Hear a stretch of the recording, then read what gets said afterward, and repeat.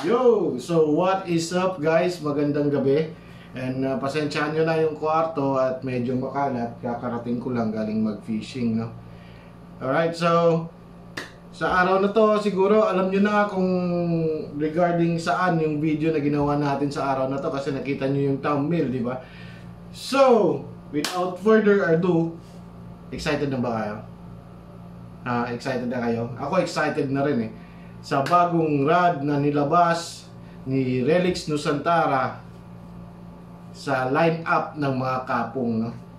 Alright, so without further ado, kakatanggap ko lang nito kahapon and ngayon natin gagawa ng first impression and first impression review, ano? Alright, so without further ado, ulit-ulit, Kapong 832. Yeah. Alright. So, nandito siya.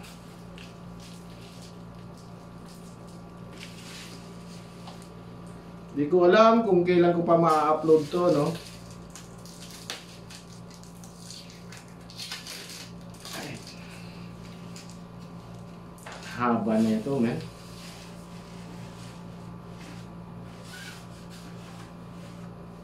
Oh shit. Alright, so si Kapong 832, no? Yung lure weight capacity na ito is 10 to 30 grams, no? And ang line capacity naman is 8 to 17 pounds. Kita nyo naman yan, no? Pwede nyo na ilagay dito yung 3,000 4,000 series natin na mga reel. So siguro ano na siya, no? Hindi na siya light, medium na siya, no? Medium or medium light, no? Correct me if I'm wrong, paki-comment sa baba kung anong ano na siya, no? Action niya, no? So tingnan natin butt section first.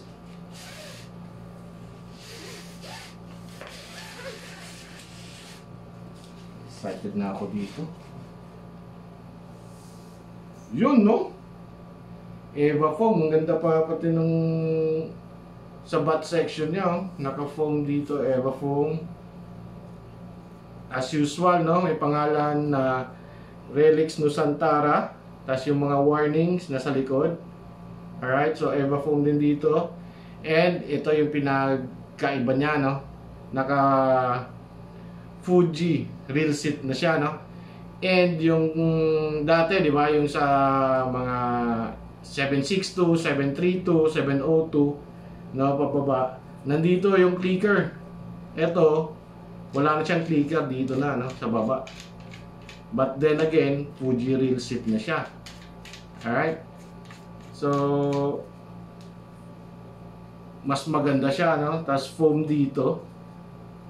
Tapos dito, makikita nyo, same pa rin, yung flag ng Indonesia. Tapos ng pangalan na Kapong 832. Tapos yung legendary na tutube. And yung specs, no? Makikita nyo, yung specs.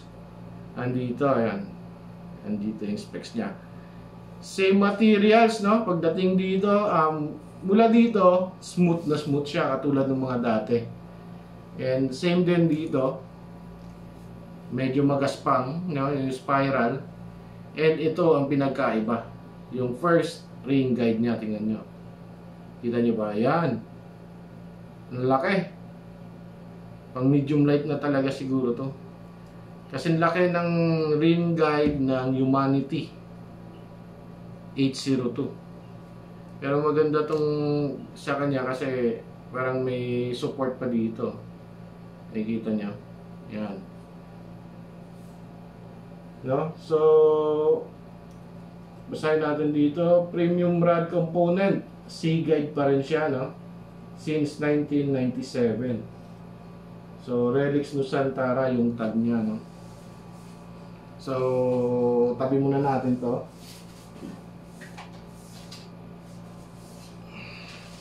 Dito naman tayo sa top section. Alright.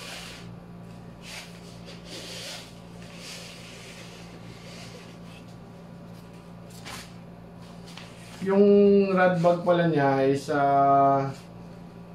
halos parehas lang ng ano, ng tawag na ito, 762 kulay blue. Alright, so ito yung top section natin. Yan. May kulay silver dito sa dugtungan. And all the way pataas, kulay black yung sa ring guide, no? Pagdating dito sa last 4 na ring guides, silver na naman siya, no? And di hamak na mas malaki to compare doon sa UL. Syempre medium light na siguro to. Alright, so same materials pa rin, no, sa mga kapong, mga lumang kapong, mga dating pang UL na kapong. Magaspang siya, hindi siya smooth, no? Tapos yung mga ring guides niya medyo lumaki lang, pero same pa rin, no? Try natin idugtong. Ano nga haba nito?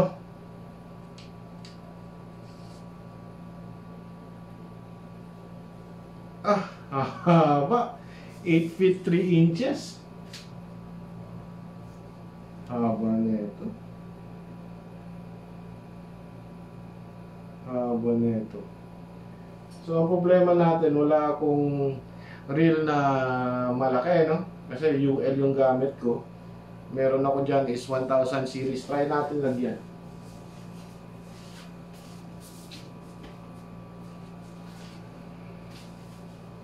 Try natin ikabit. Masubukan lang, na.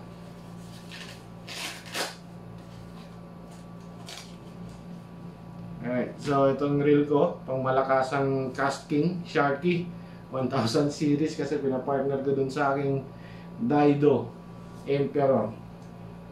Alright, so haba. Tanggalin muna natin, no? Haba talaga. Ayan. Tabi muna natin to.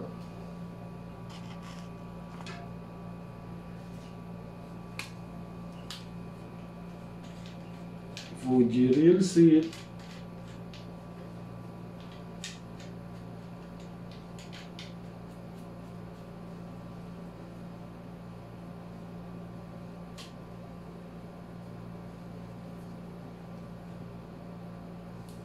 Yun, oh. Ang liit ng 1000 series. Tapos, ang ganda pa nito, may tutukod mo dito.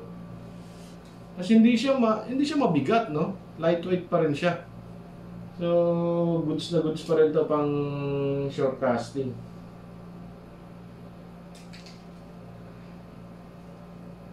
Ayan.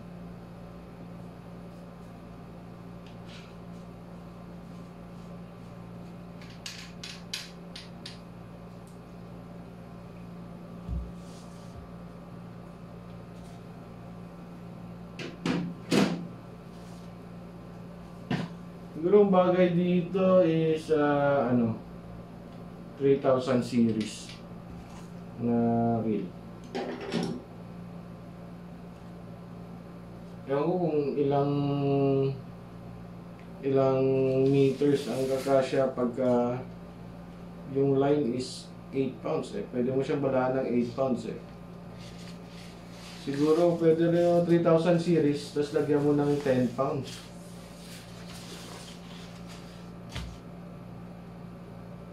Lagyan mo ng 10 pounds na line or 8 pounds. Depende na sa inyo, mga master. Alright, so ayun, oh. Yun lang yung video natin sa araw na to. Kung may mga comments kayo, ano, or suggestion, paki-comment sa baba, ano.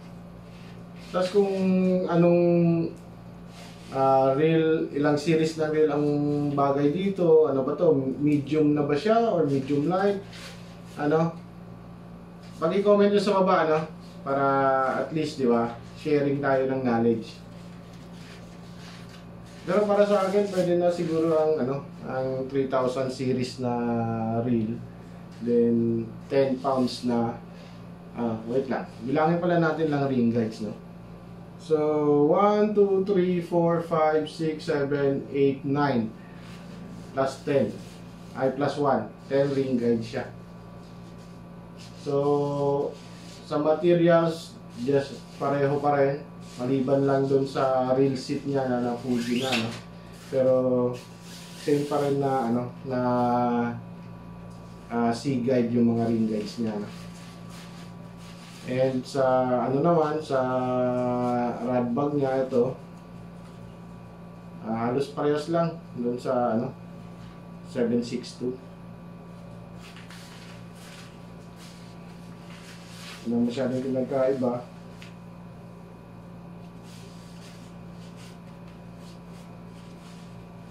Tapos magkano ba ito, no? Actually ito kasi napanalunan ko kay Master Neil Hamo, no? Sa raffle niya. Napanalunan ko lang ito. Pero wala akong plano ipaparaffle to kasi gusto ko to.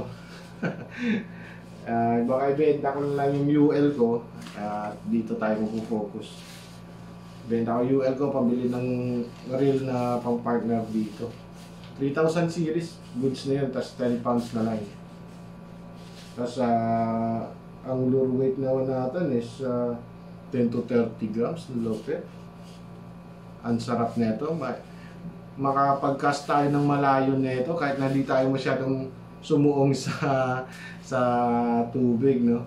Kasi sa UL ko hanggang dito yung tubig, no, para lang maabot ko yung area kung saan may fish activity. Pero pag dito mahaba na siya, mabigat pa na lure yung pwede nating ibala. So meaning yung casting distance natin dito is talagang malayo.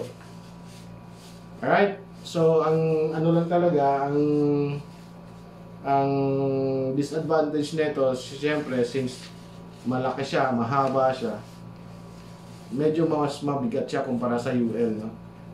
But then again, kung lagi mong ginagamit, masasanay ka lang din naman, no? Alright, so kung bago ka pa lang dito sa channel ko, baka pwede naman pakisuyo, kaibigan, master. Pakipindot naman ng like, share, and subscribe button, no? Libre lang po yun, but then, ang laking maitutulong nun sa channel natin. Pagpasensyaan nyo na nga po pala, kasi minsan-minsan lang tayo gumawa ng video. Gawa nga ng busy din tayo sa araw-araw nating trabaho, ano? Alright, so kung may mga bagong ma-acquire tayo, kung may mga fishing trips tayo, saka lang tayo makapag-update, no?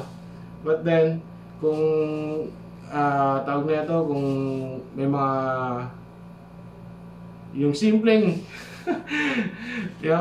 yung simpleng pag-like, share, and subscribe niyo is malaking tulong na po yun para mag-grow yung channel ko, no? And pakipindot nyo na rin yung notification bell para ma-update kayo, no, sa mga bagong uploads na i-upload natin sa channel na to.